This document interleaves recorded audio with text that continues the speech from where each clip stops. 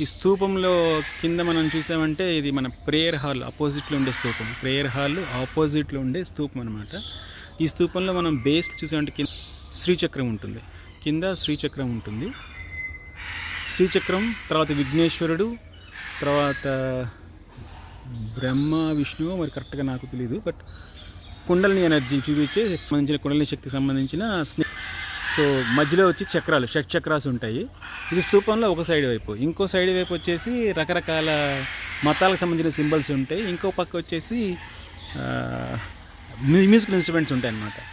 So ఇది యాక్చువల్గా సరిగ్గా కెమెరాలో తెలియట్లేదు అనుకుంటా, మనం కంటితో చూడాలనుకుంటాను. సో ఇది ఒకటి. తర్వాత ఇక్కడ ఇంకొకటి వచ్చేసి మూలికేశ్వరుడు అంటాము.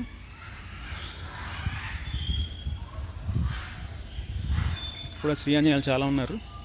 సో మూలికేశ్వరుడు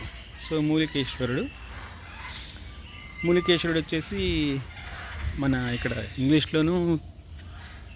ఇంగ్లీష్లో రాశారు, తర్వాత కన్నడలో రాశారు, కానీ తెలుగులో రాయలేదు.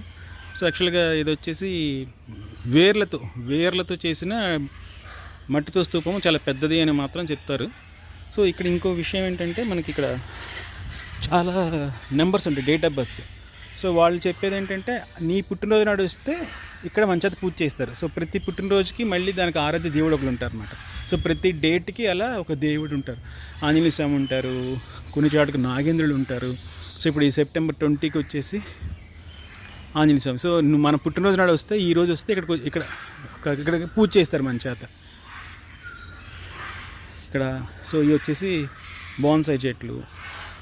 సో మళ్ళీ ఇక్కడ వచ్చేసి సువర్చల సమేత ఆంజనేయ స్వామి. ఈ మొత్తం సెప్టెంబర్లోనే ఆంజనేయ స్వామిలో ఉన్నారు.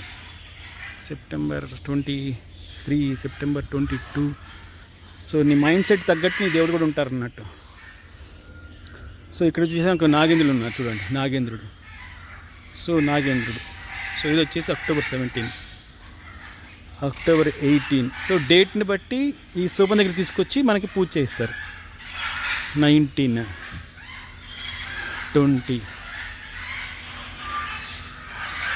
21 అండ్ ఒక పక్క ఇది, ఇంకో పక్క మళ్ళీ అన్ని చోట్ల వీళ్ళు భక్తులు ఉంటారు. మళ్ళీ